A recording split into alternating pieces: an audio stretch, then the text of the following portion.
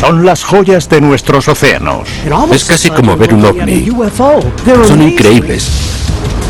Nacidas de la furia volcánica, Esa erupción cataclísmica fue un evento único y algo que no habíamos visto antes. o de la ingenuidad humana. Veo un futuro en el que tendremos ciudades híbridas, una mitad en el agua y otra en tierra. Pueden ser cunas de vida. Fue increíble ver cómo la vida empezó a aprovechar esta nueva isla. Y resguardar de las tormentas. Crea una barrera contra eventos que, de lo contrario, impactarían contra nuestras costas. Viajaremos por el ancho mar para desvelar los secretos que guardan nuestras islas. La Tierra, un planeta desconcertante y complejo. Sus maravillas han sido forjadas por el clima extremo, los cambios geológicos y la evolución de la biología. Los profundos secretos ocultos durante miles de millones de años desvelan la verdad y los tesoros que apenas acabamos de conocer. ¿Cómo funciona la Tierra? Islas. Hay 7 vastos continentes en la Tierra, postrados sobre 15 placas tectónicas y que ocupan 147 millones de kilómetros cuadrados. Las islas, por otro lado, son demasiadas para contarse, pero igual de fácil de reconocer. La definición de isla es una masa continental que está rodeada de agua por todos lados. La árida Australia y la helada Antártida también están rodeadas de agua, pero dado su enorme tamaño, se les considera continentes. Australia, el continente más pequeño de la Tierra, es 3 veces mayor que Groenlandia, la isla más grande del planeta. No hay consenso que divida islas y continentes por tamaño, pero sí por ocupar la mayor parte de una placa tectónica, como Norteamérica, que ocupa la mayoría de la placa norteamericana. Groenlandia también es parte de esta placa, pero no es lo más grande que hay en ella. Aunque existen muchas islas, todas entran en una de 6 categorías. Las primeras son las islas continentales, que son parte de un continente y están rodeadas por agua cerca de la costa. No todas las islas continentales se crean igual. Cuando los antiguos supercontinentes como Gondwana se dividieron hace cientos de millones de años, algunas masas continentales como Madagascar quedaron aisladas. Otras, como las Islas Británicas, fueron parte de Europa continental, pero quedaron separadas cuando subió el nivel del mar y la conexión terrestre se erosionó. El segundo tipo de islas son las islas mareales, que se crean cuando las mareas reúnen varios sedimentos y a menudo los exponen cuando baja la marea y los cubren cuando sube. Las islas barreras son las siguientes. Una isla barrera es un lugar en el que los sedimentos se depositan por un lado y se erosionan por el otro, haciéndose y deshaciéndose constantemente. Cuando se forman colonias enormes de arrecifes de coral y sobrepasan la superficie oceánica, nacen las islas de coral y los atolones anillados. Luego están las que no crea la naturaleza sino el humano. Lo que hacen es traer sedimentos e ir tirándolos al agua hasta que sobrepasen la superficie. Así se crea una isla artificial. El origen más dramático de todas las islas es la del sexto tipo. Las islas oceánicas o volcánicas. Las islas volcánicas se crean cuando los volcanes emergen del océano tras haber creado mucho material, convirtiéndose así en una isla rodeada por agua. Las islas volcánicas, como las de Tonga, se crean por la subducción, cuando una placa tectónica se mete por debajo de otra, liberando un torrente de magma que se eleva para formar una masa continental.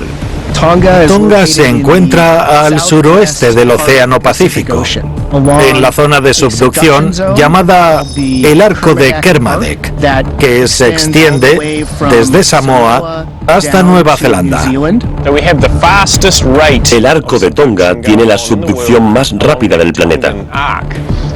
Así que hay mucha actividad volcánica con magma que está creando este tipo de islas volcánicas. Para que se formen algunas de las 170 islas de Tonga hacen falta millones de años, pero otras emergen del océano en cuestión de días. Veamos cómo. Hay muchos volcanes que son submarinos y que emergen para convertirse en islas tras una erupción. Luego desaparecen de nuevo bajo el mar.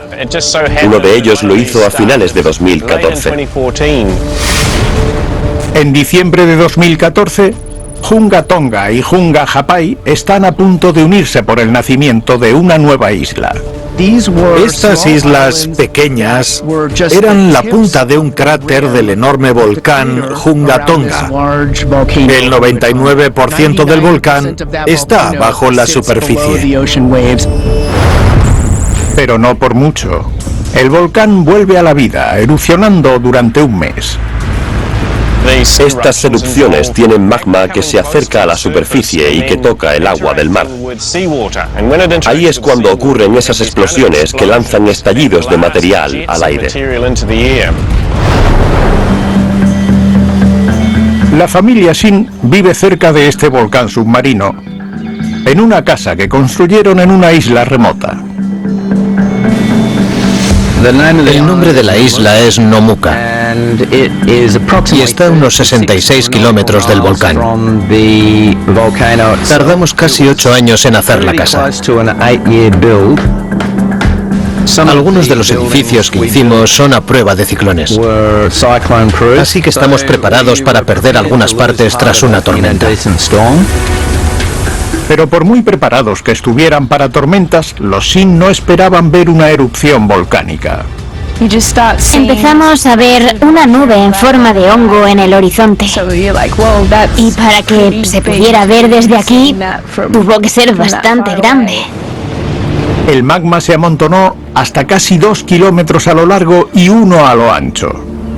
Se encuentra entre Hunga Tonga y Hunga Hapai, conectando ambas y creando una nueva isla. Es muy raro ver aparecer una isla nueva. Era un cono completo. Tendría como 140 metros de alto y tenía un cráter enorme en el centro. Fue muy emocionante y fue la primera isla de este tipo que duró más de un par de semanas. La nueva isla se llama Hunga Tonga Hunga Hapai. Vimos que a lo largo de los años empezó a erosionar debido al oleaje que la golpeaba, pero perduró durante 7 años. La nueva isla lleva a la familia Shin a su costa volcánica. Hemos llegado a este increíble trozo de tierra que está en medio de la nada, básicamente. Es la masa continental más joven del planeta. Fuimos de los primeros en ir y desembarcar allí, además de explorar el sitio, que era fascinante. Durante sus viajes, los Shin descubrieron que no estaban solos. Lo que se me quedó grabado fue que las aves parecían hacer vida allí. Encontramos esqueletos de ratas que no tengo muy claro cómo llegaron allí, pero es interesante. Creo que alguien fue ahí a plantar unos cocoteros. Otra cosa que recuerdo es la cantidad de basura que había. Una locura. Justo antes de irse, tras haber pasado una noche allí, Dave recoge un barril cerca de la costa, lo cual le recuerda que esta no es una isla normal. Fue una locura. Saqué ese barril de la playa.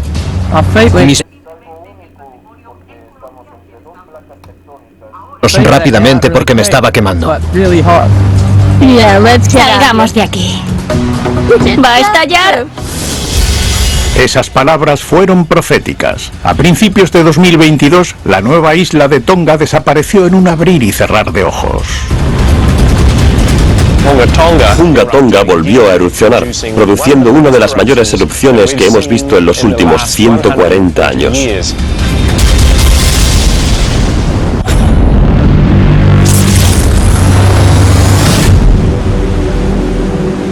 La bestia volvió a la vida a principios de 2022, 7 años después de haber unido Hunga Tonga y Hunga Hapai con una nueva isla y un año después de la visita de la familia Singh.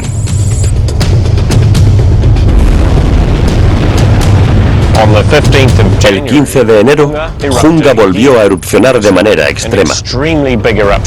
Fue una de las más grandes que hemos visto en los últimos 140 años. Escupió 50 millones de toneladas de material por segundo, el peso de 15 Empire States juntos. Se alzó una columna de ceniza y escombros a 60 kilómetros hacia la atmósfera. Pero eso no es todo. Esta erupción en concreto eyectó un montón de agua a la atmósfera junto con gases de efecto invernadero y dióxido de azufre. Todo eso puede tener un efecto de enfriamiento, lo cual junto a la ceniza volcánica puede bloquear la energía solar mediante una cascada de reacciones químicas, todo mientras ese nuevo material es eyectado hacia la atmósfera. También creó la mayor tormenta eléctrica jamás registrada, con 2.600 relámpagos por minuto a 30 kilómetros sobre el nivel del mar. Desvelemos cómo un volcán puede crear una tormenta de tales magnitudes. Los relámpagos volcánicos se forman por distintos motivos. El más común es que haya una erupción explosiva que cree esas tormentas eléctricas. Esas tormentas suelen ser muy grandes, gigantescas.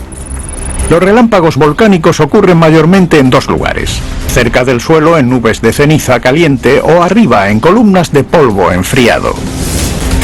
Cerca del suelo, las partículas de ceniza se mueven, recibiendo carga negativa o positiva mediante la fricción. Cuando se acumula bastante electricidad estática, se crea un relámpago. Más arriba, el vapor de agua en ascenso se condensa en cristales de hielo que chocan entre sí, transfiriendo cargas. Las partículas más pequeñas con carga negativa ascienden la columna, mientras que las grandes y de carga positiva bajan a la superficie. Esto crea un circuito. Cuando hay mucho desequilibrio entre las cargas, se libera un relámpago. La erupción cataclísmica no solo generó relámpagos, también diezmó el paisaje volcánico, Hunga Tonga y Hunga Hapai. Por desgracia, la nueva isla se llevó parte de las otras. La isla de 2015 desapareció y de Hunga Tonga y Hunga Hapai solo quedó una fracción de lo que eran. El estallido fue tan grande que las estaciones climáticas detectaron una onda atmosférica y se creó un tsunami de 20 metros que cruzó 10.000 kilómetros por el Pacífico, causando muertes hasta en Perú. Por suerte para la familia Singh, estaban navegando por Nueva Zelanda, lejos de su hogar en Tonga, que está a 60 kilómetros del lugar de erupción. Recibimos un mensaje de un amigo nuestro diciéndonos que había alerta de tsunami en Tonga y que el volcán había erupcionado. Un par de minutos después, perdimos la comunicación con Tonga. Todas nuestras cosas habían sido destruidas. La aldea sufrió daños catastróficos en la orilla, unas 40 casas o así. Saber que el lugar había desaparecido fue devastador. La vida de la familia Singh cambió para siempre. Ahora vivimos en un barco. Es duro no poder ir a nuestro hogar. Era nuestro pequeño paraíso. Siempre digo que nunca se debe dar nada por sentado. Hay que apreciar lo que uno tiene.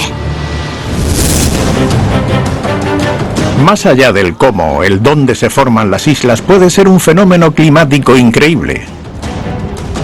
Por ejemplo, las Islas Feroe, un archipiélago en los gélidos mares entre Islandia y las Islas Británicas. Las Islas Feroe tienen un clima duro.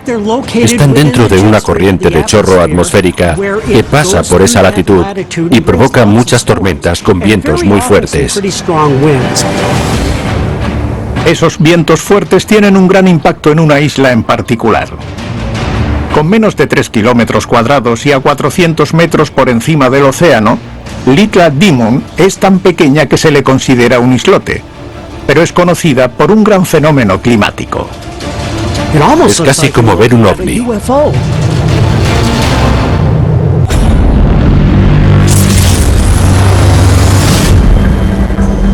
Esta es Little Demon, un islote de 400 metros en las Feroe, un archipiélago de 18 islas que se encuentra entre el Atlántico Norte y el Mar de Noruega. Ocupando solo 2 kilómetros cuadrados, es pequeña en estatura, pero tiene la reputación por generar una nube lenticular que la envuelve de manera constante como una manta. El nombre lenticular viene del latín lenticularis, con forma de lente. Es casi como ver un ovni. Son formas increíbles. En Little Demon, estas formas increíbles se crean como un resultado de unas condiciones atmosféricas únicas. Las nubes lenticulares van con la topografía, porque hace falta que el aire suba y luego baje por esas pendientes para generar esas nubes con forma de lente. Cuando el aire húmedo sopla hacia arriba y hacia abajo, el aire más frío condensa la humedad y forma una nube. Cuando el aire baja la pendiente, se calienta y la nube se evapora, creando la ilusión de una sola nube que rodea la isla. Puede formar un gorro sobre la propia montaña que a veces se define como píleo. Ese término significa gorro en latín. Las formaciones sobre la diminuta Little Demon son únicas. A esas nubes a veces se las define como nubes lenticulares fijas. Se quedan en esa zona y no se mueven. Los vientos en constante movimiento en la misma dirección crean una cinta transportadora, manteniendo la nube en la misma posición. Mientras las condiciones se mantengan iguales, la nube estará ahí todo el día. Desde el espacio se pueden observar patrones de nubes aún más extraños en algunas islas. Los vórtices de Kármán o calle de vórtices son uno de los rasgos más fascinantes de la atmósfera. Para mí es magia atmosférica. Las calles de vórtices de Kármán son patrones de nubes giratorias que aparecen de forma misteriosa con el viento en algunas islas. Pero ¿cómo se forman estos inusuales vórtices? La clave para desvelar este secreto es la física. Cuando un viento dominante choca con una isla, se parte en dos corrientes. Esta disrupción hace que el aire y sus nubes subsecuentes roten en espiral, como cuando una roca gigante parte una corriente de agua. Giran en direcciones opuestas, dependiendo de por qué lado de la barrera entren. Si siguen el curso de mi mano, girará al contrario de las agujas del reloj. Si pasa por este lado, lo hace en el sentido de las agujas. Esto hace que haya vórtices opuestos. Por eso las llamamos calles de vórtices, porque van uno tras otro por una calle atmosférica. Algunas islas son famosas por producir estas formaciones increíbles. La isla de Jeju en Corea del Sur es una zona idílica para eso. Es una isla ovalada. Tiene una cumbre justo en el medio, que es lo que hace de pared divisoria en mitad del océano para los vientos que luego crean los vórtices. Estos vórtices pueden ser peligrosos. Si alguien estuviera volando alrededor de la isla a favor del viento, mientras se está formando un vórtice, podría sufrir muchas turbulencias en esa zona, así que los pilotos suelen evitarla a toda costa. Los mismos vientos que crean tales bellezas también pueden causar destrucción. 1 de noviembre de 1965, Yorkshire, Inglaterra. Una serie de torres de refrigeración de plantas eléctricas dominan el paisaje. Estas torres pueden medir de 30 a 60 metros, pero por cuestiones de ingeniería, sus paredes son de apenas 20 centímetros de grosor. Están hechas para aguantar la presión vertical, pero no tanto la horizontal. Aquel día, una tormenta produjo vientos de 130 kilómetros por hora. Cuando chocaron con la primera torre, crearon una calle de vórtices Kármán. A favor del viento, son demasiado potentes para que las torres los aguanten. En cuanto los vórtices comenzaron a pasar uno tras otro, la estructura de la torre comenzó a fallar. La siguiente torre alineada colapsó, y la siguiente también. La culpa no fue solo de las calles de vórtices de Kármán. El error humano también jugó un papel. Fue la construcción, la ubicación y la orientación de esas torres en el lugar equivocado, lo que produjo el daño y posterior colapso de 3 de ellas. A 10.000 kilómetros de distancia se encuentra otra isla volcánica, La Reunión, situada en el Océano Índico a unos 640 kilómetros de la costa de Madagascar. La isla de La Reunión se formó hace unos 2 millones de años. Se considera que es una de las islas más activas volcánicamente del planeta, con más de 182 eventos volcánicos desde 1700. La estrella de este show es Piton de la Fournaise, que se eleva a 2.400 metros por encima del nivel del mar.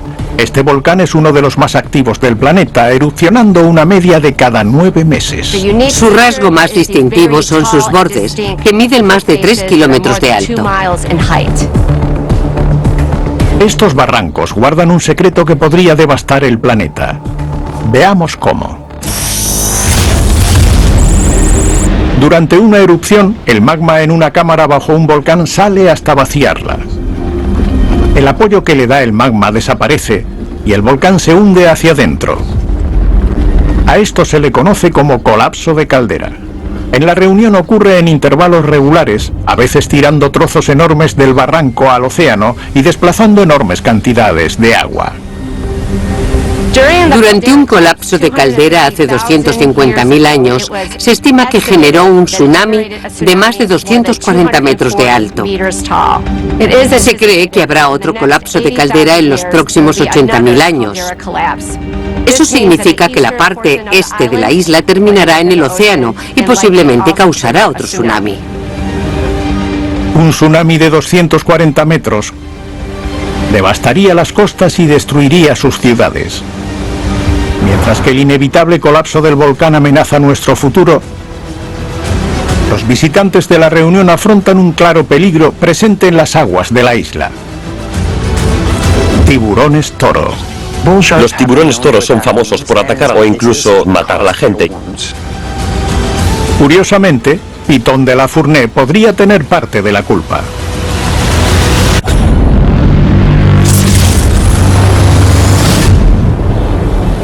Cada año, miles de personas visitan Piton de la Fournaise en la isla de La Reunión. Este volcán se alza 240 metros y es uno de los más activos del mundo. Pero en el cálido Océano Índico que rodea la isla, acecha otro peligro. Tiburones toro. Los tiburones toro pueden encontrarse en arrecifes de coral en entornos cálidos y subtropicales. Las mismas condiciones que se encuentran en La Reunión.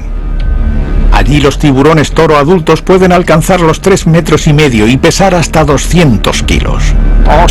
Todos los tiburones pueden ser agresivos bajo ciertas circunstancias, pero los toro, debido a su tamaño y naturaleza, pueden ser algo más agresivos que otras especies. Pero los tiburones no son lo único que hay en el agua. Yo considero que La Reunión es la meca del surf. Hay unas olas excepcionales en el lado más húmedo y lodoso de la isla, pero la humedad y el lodo crean agua turbia de la que le gusta a los tiburones toro. En La Reunión, esta combinación tiene consecuencias letales. Desde 2011, el número de ataques y avistamientos de tiburón se ha desbordado. Sobre todo el número de encuentros letales. Fueron ataques terribles. En algunos casos hubo desmembramientos. Esas tragedias ocurrieron a plena vista en playas muy populares. Los tiburones toro son responsables del 90% de esos casos. Curiosamente, algunos expertos creen que Piton de la Fournaise y su prima podrían desvelar el secreto tras los ataques.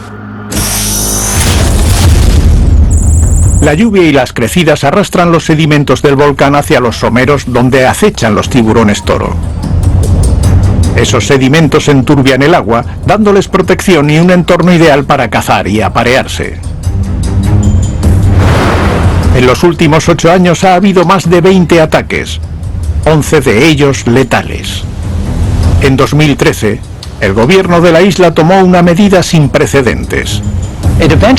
Fue tal el miedo que las autoridades de La Reunión prohibieron el baño y el surf en toda la isla, salvo algunas lagunas que tenían barreras de arrecife alrededor. En 2015 se pusieron redes para tiburones en 2 playas y un grupo de detectores patrullando las aguas. Nelly Guichard es una de ellos. Mi trabajo es ir a los puntos donde se hace surf, bucear y buscar tiburones. Es un trabajo muy peligroso. Los detectores trabajan en equipo usando una variedad de herramientas. Aquí es donde ponemos todo el equipo. Todas las GoPros y los arpones para guardar distancia con los tiburones. Los detectores forman una barrera humana para proteger a los surfistas.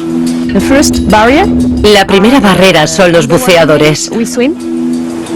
Buceamos justo detrás de los surfistas. Luego hay un primer barco con una persona que maneja un dron que ilumina a los alrededores del barco. Y a continuación hay otro barco con todo el equipo.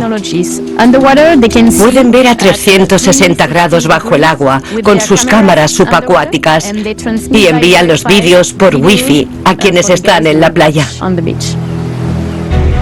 Es un trabajo de alto riesgo, pero para Nelly la recompensa vale la pena.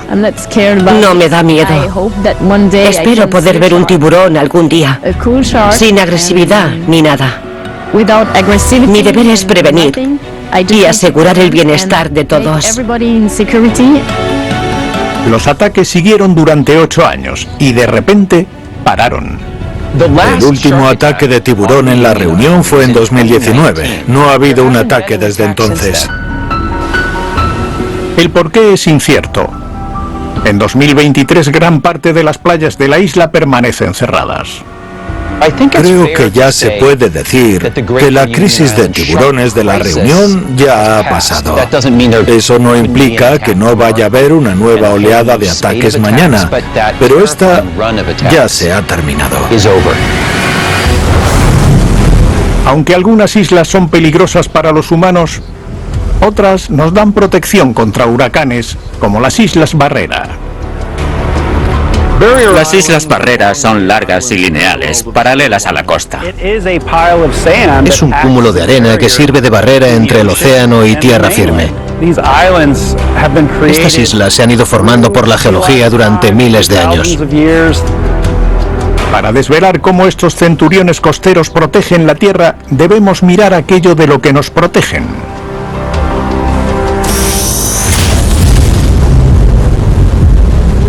Las Islas Barrera hacen de línea de defensa contra la marejada ciclónica.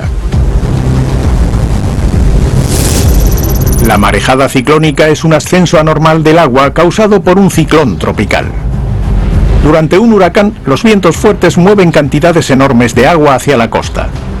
En los someros, el nivel del agua sube y ésta se mete hacia adentro, inundando urbanizaciones. Si a eso le añadimos oleaje, el resultado puede ser catastrófico. Cuando se forman, las Islas Barrera pueden romper cualquier ola antes de que golpee la costa y por lo tanto la protegen. Crea una barrera contra eventos mayores que de lo contrario causarían un gran impacto en la tierra. Los bancos externos son una línea de islas barrera que protegen las zonas pobladas de Carolina del Norte. Se dividen en 3 zonas y tienen entre 10 y 12.000 años. Es un entorno único en el que hay aldeas construidas y separadas por kilómetros de playas vírgenes y salvajes.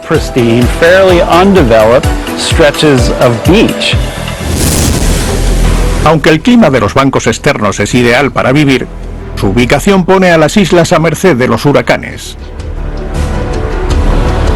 De hecho, la costa recibe una media de 2 tormentas tropicales al año,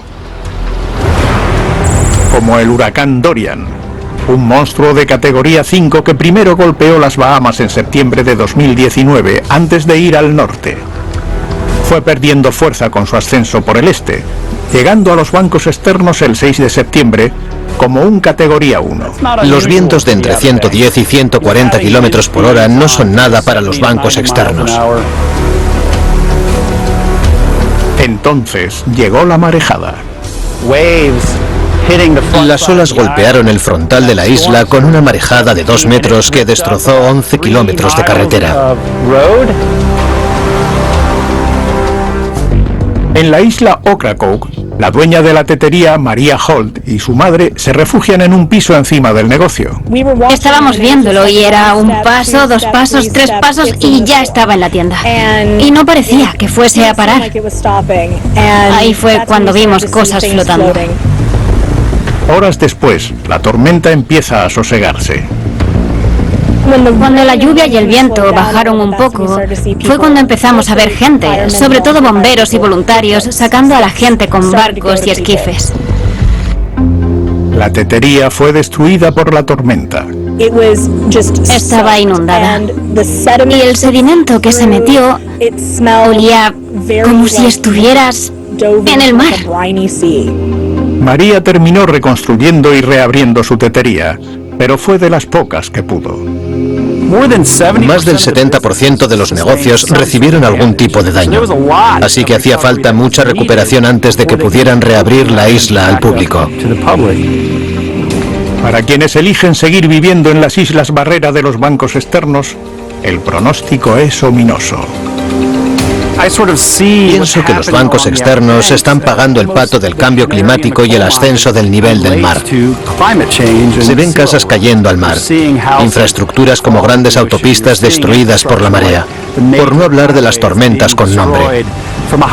Esas cosas están ocurriendo y cada vez más a menudo. Mientras el nivel del mar siga subiendo, la existencia de algunas islas se verá amenazada, sobre todo aquellas que apenas sobresalen de la superficie. ¿Qué nación insular tiene el terreno más bajo del planeta?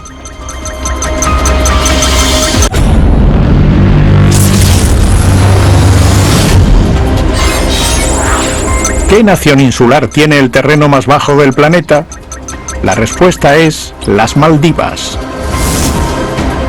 Un 80% de las 1.190 islas que componen las Maldivas están a menos de 1 metro por encima del nivel del Océano Índico. Esas son malas noticias en un tiempo de cambio climático. Una de las consecuencias del calentamiento global es que los glaciares, las zonas frías y glaciares del planeta se están derritiendo y esa agua en exceso está yendo al océano. Eso es parte del motivo por lo que se estima que el nivel del mar va a subir entre medio metro y 1 metro al final de este siglo. Si vives en una isla, estás rodeado por el mar y eso es un factor importante. De hecho, la comunidad científica cree que algunos estados insulares del Océano Índico podrían desaparecer por la subida del nivel del mar. Las Maldivas podrían ser una de las primeras naciones isleñas en desaparecer bajo las olas. Pero algunos ingenieros tienen una idea brillante para salvar las islas. Veo un futuro en el que tendremos ciudades híbridas, una mitad en el agua y otra en tierra, lo cual nos da una receta totalmente nueva de ciudades futuristas. La idea empieza en Países Bajos, un lugar que está bajo el nivel del mar y tiene tendencia a inundarse. El arquitecto Koen Olthuis ha estado diseñando una casa flotante eficiente. La casa puede moverse 5 metros hacia arriba y hacia abajo de manera vertical. Eso es ideal para cualquier tipo de marea. Tras desplegar con éxito edificios que pueden subir y bajar en Europa, aquí tenemos el teatro flotante en Lyon, Francia. En 10 o 15 años podemos moverlo a otra ciudad. A la empresa de Koen le han encargado un proyecto todavía mayor en las Maldivas. Su solución al creciente nivel del mar es construir una ciudad flotante dentro de una laguna protegida cerca de la capital de Malé. Es un lugar en el que hay menos olas que en mar abierto. Es mejor que una ciudad remota en mar abierto en la que habría que lidiar con olas de hasta 5 o 10 metros, o incluso tsunamis y huracanes. Parte de la tecnología de estas ciudades masivas ya están en uso en alta mar. Las petrolíferas son estructuras flotantes gigantes que pueden usarse para edificios anti-inundaciones e incluso antimareas. La ciudad flotante de Kun en las Maldivas podrá tener hasta 30.000 habitantes. Como veis, hay 13.000 unidades que siguen estos patrones rectos y triangulares. Pero ¿cómo de posible es esta obra de ingeniería en una nación insular pequeña con recursos limitados? La clave para desvelar este secreto son módulos flotantes. Claro que no vamos a construirla aquí. Vamos a hacerlo fuera de las Maldivas, en otros países y en otros puertos. Las rectas y los triángulos vamos a traerlas ya conectadas en barcos de carga y la ciudad irá creciendo poco a poco. Kun estima que llevará 5 años conectar todos los componentes que requiere una ciudad flotante. El proceso más largo es el de juntar y no el de construir, ya que se pueden volver a separar. Es como alquilarle el espacio a la naturaleza. La influencia de las islas en la innovación y el estudio científico no es ninguna novedad. Hace más de un siglo, un archipiélago se vuelve sinónimo de una de las mayores teorías científicas jamás escritas: las Islas Galápagos. Las Islas Galápagos son unas 15 islas mayores y más de 100 islas pequeñas e islotes. Hay algunas con solo 700.000 años de edad, mientras que otras tienen hasta 4 millones de años. Ubicadas en el Anillo de Fuego a 960 kilómetros de Ecuador, estas islas las creó un punto caliente de magma. El punto caliente se encuentra bajo las islas más occidentales, formando una nueva generación de islas que terminarán moviéndose hacia el este, bajando hasta el lecho marino. Las Galápagos son el hogar de más de 9.000 especies, pero en 1835 solo hizo falta una para iluminar al famoso científico Charles Darwin. Cuando fue allí vio las semillas de la idea de la selección natural y la evolución.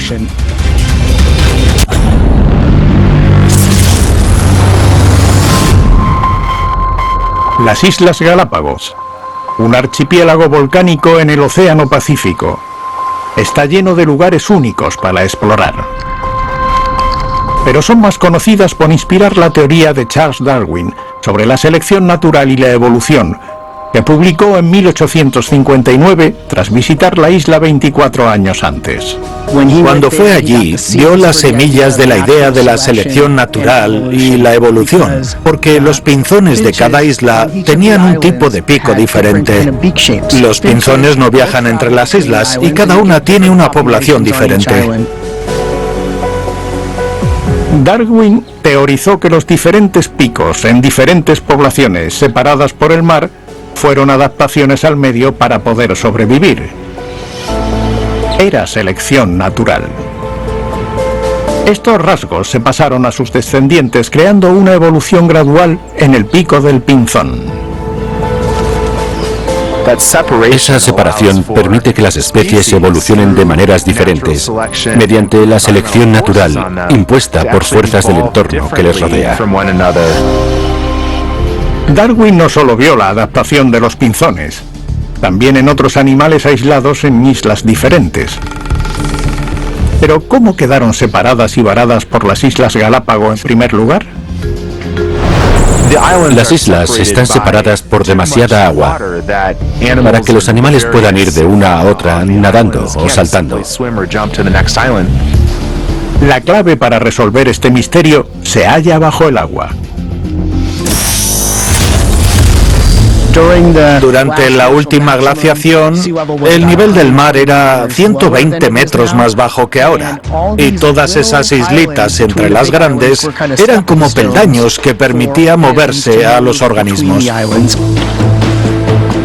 Hoy día, las aisladas Galápagos siguen siendo laboratorios vivientes donde los científicos estudian cómo cada especie se ha adaptado a su isla durante miles de años.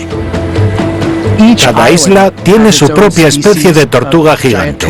Y de hecho, hay diferentes especies dentro de una misma isla, en la zona alta y en la baja.